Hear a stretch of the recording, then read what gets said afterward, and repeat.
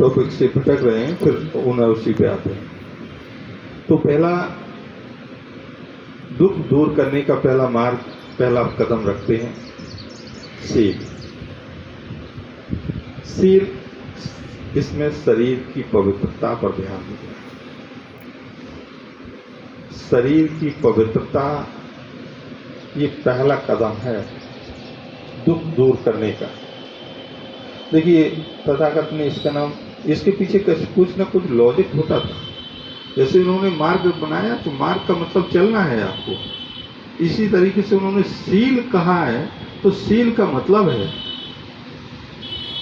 शील क्यों कहा, सिद्धांत कह देते, नियम कह देते, और कुछ कह देते, लेकिन शील इसलिए कहा कि शील का, देखिए उदाहरण से समझिए, छोटे से रास्ते में कोई कागज डला है और उसको उठा करके देखते हैं क्या उसकी कोई कीमत होती है।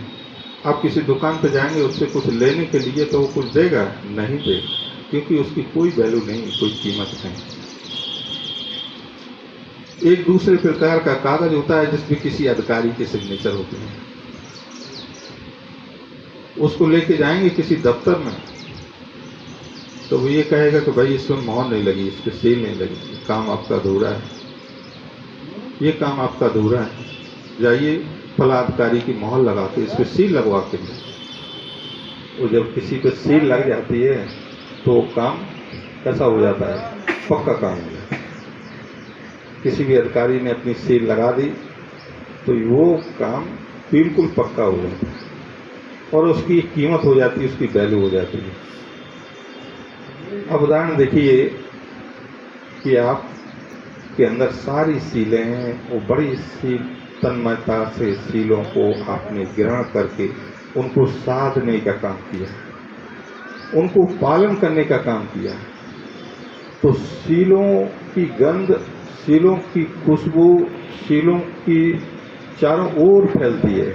आपके आसपास जितने लोग होंगे सारे लोग ये बात कहेंगे कि भैया फला व्यक्ति ने यदि बात कह दी तो कह दी, उस पर संदेह नहीं किया जा सकता है, क्योंकि सारे लोग जानते हैं कि अरे भाई वो व्यक्ति झूठ नहीं बोलता है या वाणी के दोष नहीं है, कोई वो व्यक्ति सीलवान है, तो श्रेष्ठ है। तो ये बताइए, यही तो तथागत ने कहा है कि भाई जो व्यक्ति सीलवान होता है उसके आसपास के सारे लोग, उसके मोहल्ले के पास के रहने वाले लोग, सारे लोग जान जाते हैं कि भाई फला व्यक्ति सीलवान व्यक्ति है। किसी गवाही की जरूरत पड़ती है तो लोग कह देते हैं कि फला व्यक्ति यदि कह दे तो बात को मान लेंगे, क्योंकि वो व्यक्ति कभी भी झूठ नहीं बोलता, कभी उस व्यक्ति को निस्वार्थ भाव से, पूर्णता से शीलों का पालन करता। तो इसलिए तथागत ने उसका नाम शील रखा। शील, शीलवान बनिए, पहला ही इसमें। अब इसके अंदर तीन, जो हमने बताए थे कि इसके अंदर तीन कदम है। पहला कदम है सम्यक वाणी, सम्यक वाचा। पहला कदम है सम्यक वाचा, सम्यक वाणी। देखिए जब भी शील, पिछले सत्रों में भी चर्चा हुई है, शील को जब हम हृदय में उतारते हैं, जब भी कोई भी हम वाणी बोलते हैं तो मन में द्वंद्व होता है। सत्य है तो हम निर्भीकता से बोलते हैं, और झूठ है तो उसके पीछे हम विवेक लगाते हैं, हम मन को निर्भीक करते हैं कि इसको यदि ऐसा पूछा तो हम क्या बताएंगे। तो ये यदि सत्य वाणी, वाणी के दोष बताए हैं कि एक तो झूठ बोलना, निर्भीक, जब एक व्यक्ति वाणी बोलेगा और उस व्यक्ति को झूठ बोलना है तो उसका मन विचलित होगा, सोचेगा, समझेगा कि इसको साबित करना पड़ेगा तो हम कैसे करेंगे, और दूसरी कहानी मनगढ़ंत कुछ ना कुछ उसके पीछे आगे पीछे सोचेगा, फिर बोलेगा। सत्य बोलेगा तो एक बार बड़ी शांति से तुरंत बोलेगा कि भाई ऐसा है, ऐसा है। सत्य बड़ा सहज तरीके से बोलेगा, उसके दिल पे कोई भार नहीं होगा, कोई वजन नहीं होगा, हल्का महसूस करेगा, गौरवान्वित महसूस करेगा यदि सत्य बोले। और झूठ बोलेगा मन कचोटेगा, डर पैदा होगा उसके हृदय में, कहानी गढ़ेगा उसको साबित करने के लिए। तो ये सारी स्थितियां यदि सम्यक वाणी नहीं है तो ये पैदा हो। तो इसलिए तथागत बुद्ध ने कहा कि दुख दूर करने के रास्ते पे पहला कदम रखना है तो वाणी में संयम लाइए। और वाणी का पहला दोष है इससे दूर रहिए। दूसरा दोष बताया है उन्होंने कटु वचन बोलना। कटु वचन का मतलब है किसी जो वचन हमको अच्छे ना लगे, जो वचन वाणी हमको अच्छे ना लगे उस वाणी को हमें बोलना चाहिए जो हमें भी अच्छा लगे, दूसरे को भी अच्छा लगे। आप जिस काम को करते हो, देखिए भगवान बुद्ध का ऐसा धर्म है कि जिस धर्म को आप जिस सीट पर बैठ करके पालन करेंगे उस सीट के आसपास चारों तरफ प्रकाश फैल जाएगा, सारे लोग आपकी ओर आकर्षित हो जाएंगे कि ये आप किसी भी ऑफिस में, किसी कार्यालय में, किसी अधिकारी के पोस्ट पर बैठे हुए हैं और वहाँ पर भी आप ये धर्म को पालन करते हैं तो सारे लोग आपसे प्रभावित रहेंगे कि ये व्यक्ति एक अलग व्यक्ति है। क्योंकि ये आप किसी ऑफिस में कोई काम कराने जाते हैं, उस व्यक्ति को काम करने का वेतन मिलता है, आप उसके ग्राहक हैं। अगर वो मुस्कुरा करके आपसे कह दे कि ठीक है बाबूजी बताइए क्या काम है आपका, तो आपकी नज़र में वो व्यक्ति कैसा हो जाता है?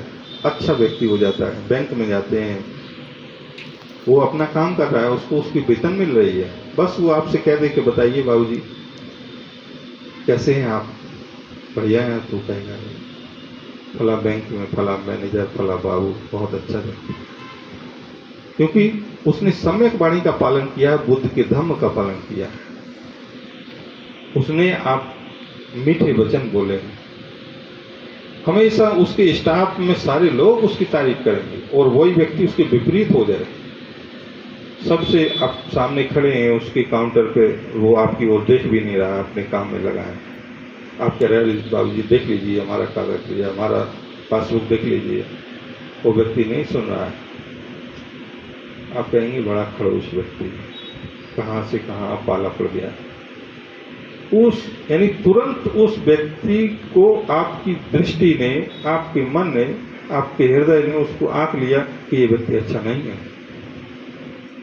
क्योंकि वो व्यक्ति शील सदाचार से भटका हुआ है, सम्यक वाणी नहीं है उसके अंदर।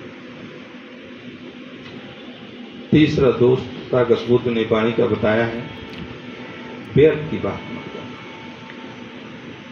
जिस बात से हम कर रहे हैं तो हमें लाभ नहीं है, हम जिससे कर रहे हैं उसको लाभ नहीं है, और जिसके बारे में कर रहे हैं उसको भी लाभ नहीं है, किसी को लाभ नहीं है। जब किसी को लाभ नहीं है और एक घंटे से हम बातचीत किए जा रहे हैं, तो सामने वाले को लाभ हो रहा है, ना हम करने वाले को लाभ हो रहा है, ना सुनने वाले को लाभ हो रहा है, तो जिसके बारे में कर रहे हैं उसको भी कोई लाभ नहीं हो रहा है। तो क्या होगा कि हमारी जो वाणी की अनुशासन है वो टूटेगा।